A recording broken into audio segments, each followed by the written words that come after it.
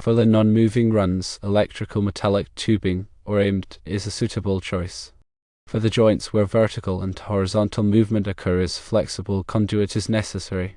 Liquid-tight flexible metallic conduit, or LFMC, is ideal for marine environments as it provides protection against water, corrosion, and mechanical stress. Seal cord is a flexible, oil-resistant cable suitable for outdoor use, making it an excellent choice for the dock and bridge connections. Note that you cannot use seal cord within the conduit. It must be terminated in a junction box or outlet and then protected by either EMT or LFMC.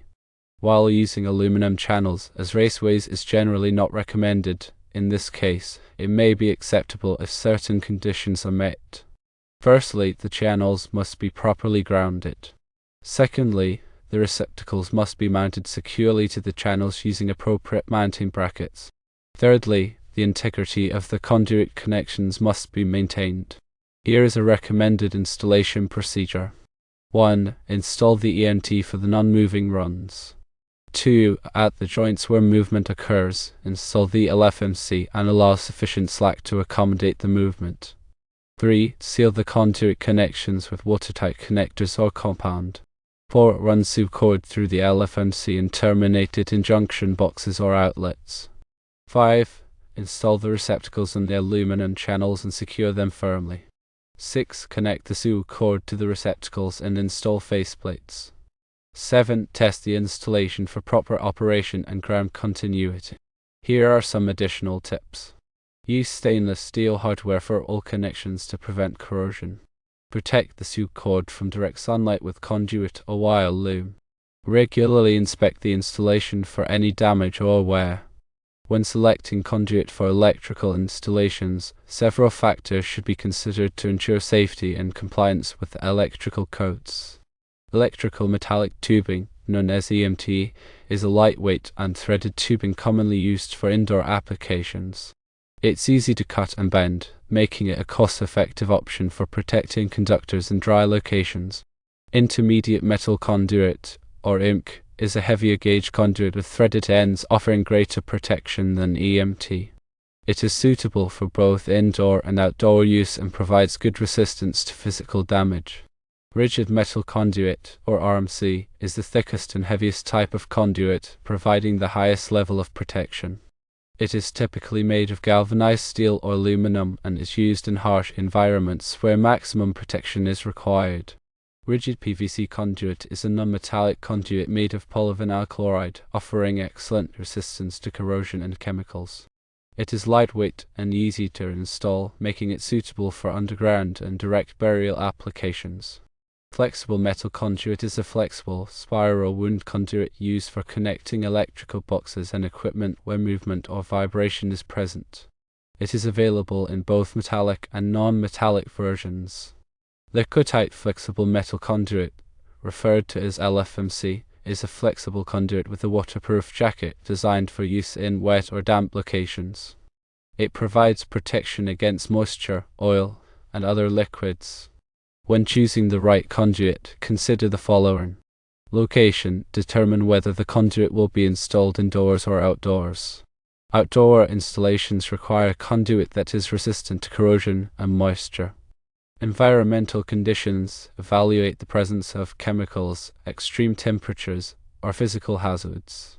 Choose a conduit that can withstand the specific environmental conditions.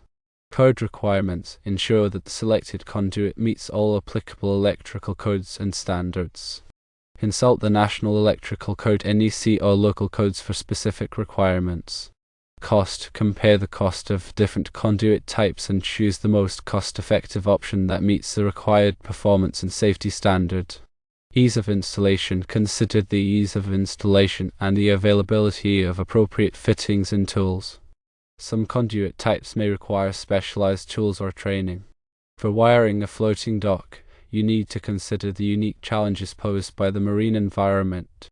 The primary concerns are corrosion resistance, flexibility to accommodate movement, and compliance with electrical codes. Liquid-tight flexible metal conduit, or LFMC, is an excellent choice for the joints where vertical and horizontal movement occurs. It provides a waterproof and corrosion-resistant barrier, protecting the conductors from moisture and salt water. For the non-moving runs on the fixed pier, you can use electrical metallic tubing, or IMT, as long as it is properly protected from corrosion.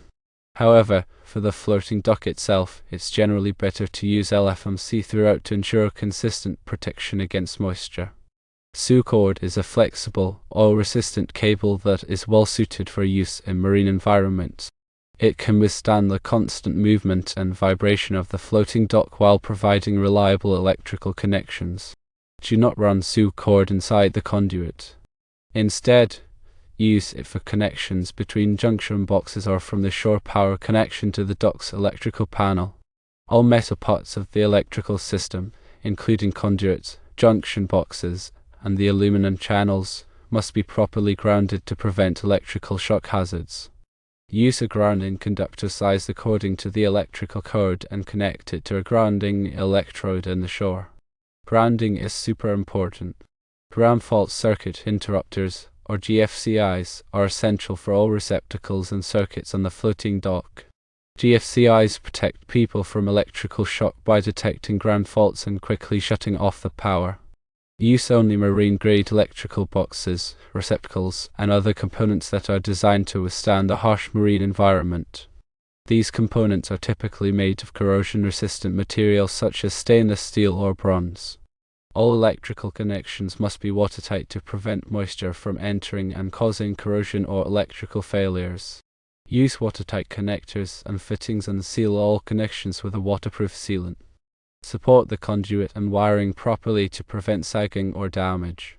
Use clamps or straps that are specifically designed for marine use and space them according to the electrical code. Regularly inspect the electrical system for any signs of damage or wear, such as cracked conduit, frayed wiring, or corroded connections. Repair any problems immediately to prevent electrical hazards. The National Electrical Code, or NEC, Article 555 covers the installation of electrical wiring in marinas and boatyards. Consult this article for specific requirements related to floating docks and other marine structures. Aluminum is a good conductor of electricity, but it can corrode in the presence of salt water. If you use aluminum channels as raceways, take precautions to prevent corrosion. Ensure that the channels are properly grounded and coated with a corrosion-resistant material. Consider using insulated bushings or grommets where conductors pass through the channels to prevent abrasion. Mounting receptacles on the aluminum channels requires careful attention to grounding and corrosion protection. Use stainless steel mounting hardware and ensure that the receptacles are securely attached to the channels. Connect the grounding conductor to the metal frame of the receptacle and to the aluminum channel to provide a continuous ground path. In general, it's best to avoid using metal channels as raceways in marine environments due to the risk of corrosion. If you must use them, take extra precautions to protect the conductors and ensure proper grounding. Consider using non-metallic raceways or conduit instead, as they are more resistant to corrosion. When installing electrical systems on floating docks, safety should be the top priority. Follow all applicable electrical codes and standards and consult with a qualified electrician to ensure that the installation is safe and reliable. Regularly inspect and maintain the electrical system to prevent electrical hazards and ensure the safety of people using the dock. When installing electrical systems on floating docks, proper planning and execution are essential to ensure safety and reliability. Firstly, you must conduct a thorough site assessment to evaluate the specific conditions and challenges of the location. This includes assessing the range of water levels, potential exposure to weather elements, and the structural characteristics of the dock and pier. Secondly, consult with a qualified electrical engineer or licensed electrician who has experience in marine electrical installations. Their expertise will help ensure that the design and installation comply with all applicable codes and standards, and that the system is safe and reliable. Thirdly, obtain all necessary permits and approvals from local authorities before starting any electrical work. This ensures that the installation meets all regulatory requirements and that it is inspected and approved by qualified professionals. Fourthly, design the electrical system to accommodate the specific needs of the dock and its users. This includes determining the appropriate number and location of receptacles, lighting fixtures, and other electrical equipment. Consider the potential future needs of the dock and design the system to be easily expandable. Fifthly, select only high-quality, marine-grade electrical components that are designed to withstand the harsh marine environment. This includes corrosion-resistant wiring, connectors, receptacles, and lighting fixtures. Avoid using standard electrical components that are not designed for marine use, as they are likely to fail prematurely. Sixthly, install all wiring and conduit to protect it from physical damage and exposure to the elements. Use liquid-type flexible metal conduit LF&C for runs that require flexibility, such as connections between the pier and the floating dock. Secure the conduit properly to the dock structure to prevent it from sagging or becoming damaged. Seventhly, ensure that all electrical equipment is properly grounded to protect against electrical shock hazards. Use a dedicated grounding conductor and connect it to a grounding electrode on the shore. Test the grounding system to ensure that it is functioning properly. Eighthly, install ground fault circuit interrupters GFCIs on all receptacles and circuits to provide additional protection against electrical shock. GFCIs detect ground faults and quickly shut off the power, preventing serious injury or death. Ninthly, label all electrical panels, circuits, and equipment clearly and accurately. This helps to prevent confusion and ensures that the system can be easily maintained and repaired. Tenthly, provide clear and concise instructions to dock users on how to safely use the electrical system. This includes instructions on how to operate receptacles, lighting fixtures, and other electrical equipment. Warn users about the dangers of overloading circuits or using damaged equipment. 11thly, regularly inspect and maintain the electrical system to ensure that it is functioning properly. This includes checking for signs of corrosion, damage, or wear. Repair any problems immediately to prevent electrical hazards. 12thly, keep a detailed record of all electrical work performed in the dock, including the date, description of work, and the name of the person who performed the work. This helps to track the history of the electrical system and ensures that it is properly maintained. 13thly, consider installing a surge protector to protect sensitive electronic equipment from damage caused by power surges. Power surges can occur due to lightning strikes or other electrical disturbances. 14thly, if the dock is located in an area that is prone to flooding, consider installing a flood alarm to warn users of rising water levels. This can help to prevent electrical equipment from being submerged and damaged. 15thly, be aware of the potential for stray current corrosion in marine environments. Stray current corrosion occurs when electrical currents flow through the water and into metal structures, causing them to corrode. Take steps to minimize stray current corrosion by properly insulating electrical equipment and grounding metal structures. 16thly, ensure that all electrical work is performed by qualified professionals who are familiar with the unique challenges of marine electrical installations. This helps to ensure that the work is done safely and correctly. 17thly, stay up to date on the latest electrical codes and standards for marine environment.